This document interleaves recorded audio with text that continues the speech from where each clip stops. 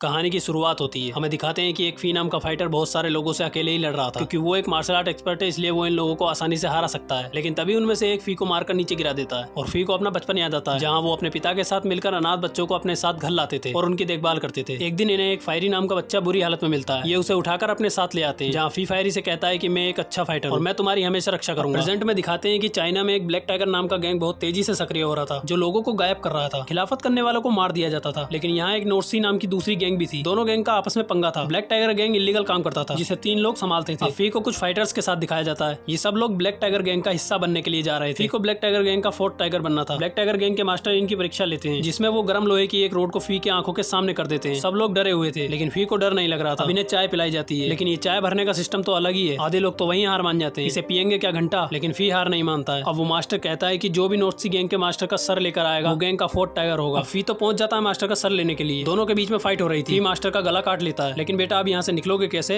इनकी फाइट होती है, जिसे शुरुआत में दिखाया गया था। फी को मास्टर लुई के पास लाते हैं, जहाँ लुई नॉर्थ सी गैंग के मास्टर का सर देखता है और फी को अपना 4th टाइगर बना लेता है। यहाँ बिकतुत नाम का लड़का फी से दोस्ती कर लेता है। फी को बचपन याद आता है, जहाँ उसकी दोस्त को कुछ लोग उठाकर ले गए थे, जहाँ नॉर्थ सी गैंग के मास्टर का बेटा अपने पिता का कटा हुआ सर देखकर गुस्से में था। धीरे धीरे फी ने नॉर्थ सी गैंग का सफाया करके गैंग में अपना नाम ऊंचा कर लिया था। कोई भी उससे पंगा नहीं लेता था, लेकिन चारों टाइगर्स की आपस में नहीं बनती थी। अब हम फायरी और चुन को देखते हैं, जो अनाथ बच्चों की देखभाल करते हैं। फायरी चुन को पसंद करता था, लेकिन चुन फी को पसंद करती थी। अब एक डील के तहत लुई 300 मजदूरों को एक विदेशी को बेच देता है। अब हमें फायरी और फी को दिखाया जाता है, जहाँ वो लोग अपने पिता की मौत का बदला लेने आए थे, लेकिन वो आदमी पहले ही मर गया था। अब इन दोनों को इनके पिता का एक दोस्त ले जाता है और इन्हें ट्रेन करता है। अब हमें पता चलता है कि फी एक मकसद के तहत इस गैंग में भर्ती हुआ था, ताकि वो उन मजदूरों को बचा सके। फी फायरी और चुन को खजाने की चाबी की खबर देता है, जो ओल्ड स्नेक नाम की एक गैंग के पास थी। तो फायरी अपनी ऑर्फन गैंग के साथ उस पर हमला कर देता है और उसे मारकर चाबी की छाप ले लेता है। लुई को जब ये पता चलता है तो उसे गुस्सा आ जाता है, लेकिन जब वो खजाने की चाबी देखता है तो वो इस मामले पर ज्यादा ध्यान नहीं देता। फी ब्लैक क्रो के पास जाता है और उसे बताता है कि ये चाबी की छाप मैंने गैंग के दूसरे टाइगर के आदमी को मारकर छीनी है। फी उन्हें आपस में लड़वाना चाहता था। ब्लैक क्रो को लगता है कि ओल्ड स्नेक को नॉर्थ इविल ने मारा होगा। वो अब फायरी के साथ हो जाता है। ब्लैक क्रो उसे अपने साथ खजाना दिखाने ले जाता है। अब फी और फायरी दोनों मछली पकड़ रहे थे। वहीं फी फायरी को खजाने का नक्शा देता है। फायरी घर आकर उस नक्शे को देखता है। अब लुई फी को हथियार दिखाने के लिए ले जाता है। वहाँ नॉर्थ सी गैंग के लोग इन पर हमला कर देते हैं। नॉर्थ सी गैंग के मास्टर का बेटा फी पर भारी पड़ रहा था और वू के और लोग भी वहाँ आ रहे थे, लेकिन लुई एक अच्छा फाइटर भी था। वो एक एक कर सबको मार रहा था। वो फी पर लगातार हमला कर रहा था। लुई आकर फी को बचा लेता है। फी वू का एक हाथ काट देता है, लेकिन वो उसे मारना नहीं चाहता था, लेकिन लुई उसे मार देता है। तभी फायरी अफीम के गोदाम में आग लगा देता है। पूरी टाइगर गैंग उसके पीछे पड़ जाती है। ब्लैक क्रो चुन का पीछा करने लग जाता है। फी इस मामले को सुलझाने के लिए निकल जाता है। फायरी इन सबसे लड़ रहा था, लेकिन उनकी संख्या बहुत ज्यादा थी, इसलिए वो पकड़ा जाता है। ब्लैक क्रो और उसके आदमियों को फी मार देता है। अब लुई फी से फायरी को मारने को कहता है, लेकिन फायरी लुई को बताता है कि उसका खजाना चोरी होने वाला है। लुई अपने सारे आदमियों के साथ वहाँ जाता है, लेकिन चुन सब गरीबों के साथ मिलकर खजाना चुरा लेती है। फी फायरी को बचाने लगता है, लेकिन फायरी उसे ऐसा करने से मना कर देता है, क्योंकि काम अभी खत्म नहीं हुआ था। लुई वहाँ आ जाता है और कहता है कि इसकी जुबान काट लो। तभी कुछ लोग ब्लैक क्रो की बॉडी लेकर वहाँ आ जाते हैं। लुई देखता है कि उसकी चेस्ट पर नॉर्थ इविल के हथियार का निशान था, क्योंकि फी ने नॉर्थ इविल के हथियार से उसे मारा था। अब वो लोग फायरी से पूछते हैं, लेकिन वो उन्हें कुछ नहीं बताता है और तलवार से अपनी गर्दन काट लेता है। फी फायरी की मौत से बहुत दुखी था और लुई को उस पर शक भी होने लगा था। अब क्योंकि उसे नहीं पता था कि मजदूर कहाँ हैं, तभी उसे एक कहानी सुनाने वाला दिखाई देता है। वो उसे एक कहानी सुनाने को कहता है, जिसे सुनकर सब अलर्ट हो जाते हैं। अब लुई उस आदमी के पास जाता है और कहता है कि तुम्हें कहानी सुनाने को किसने कहा था, लेकिन वो आदमी अंधा था। तो लुई उसे आवाज पहचानने को कहता है। सब लोग उसके कान में बोलते हैं। फी उससे कहता है कि मैंने ही कल सबको खजाना दिलवाया था। वो आदमी फी का नाम नहीं लेता है। अब ऑर्किड नॉर्थ इविल के पास आती है और उसे फी की सच्चाई बताती है और मौका देखकर उस पर हमला कर देती है, लेकिन एविल उसे ही मार देता है। ऑर्किड वही लड़की है जिसे फी अब तक ढूंढ रहा था। अब एविल उसके साथ आई दूसरी लड़की के पास जाता है, जो कि चुन थी। वो उसका गला काटकर उसे मार देती है। फी को ऑर्किड का सच पता चल गया था, इसलिए वो बहुत उदास हो जाता है। अब फी अपनी ऑर्फन गैंग के साथ मिलकर गली गली लुई की हकीकत बताता है, जिससे सब लोग लुई के खिलाफ हो गए थे। अब फी मजदूरों को ढूंढ लेता है और वो उन सबके साथ लुई के घर पहुंच जाता है और कहता है कि सिर्फ मैं और तुम, हमारे बीच और कोई नहीं आएगा। तो लुई मान जाता है और दोनों के बीच फाइट होने लगती है। पहले तो लुई फी पर भारी पड़ रहा था, लेकिन बाद में फी लुई को हरा देता है। लुई आग में गिरने वाला था, लेकिन लुई उसका हाथ छोड़ देता है और मारा जाता है। इसके बाद फी एक अनाथ आश्रम खोलता है और ये मूवी यहीं खत्म हो जाती है।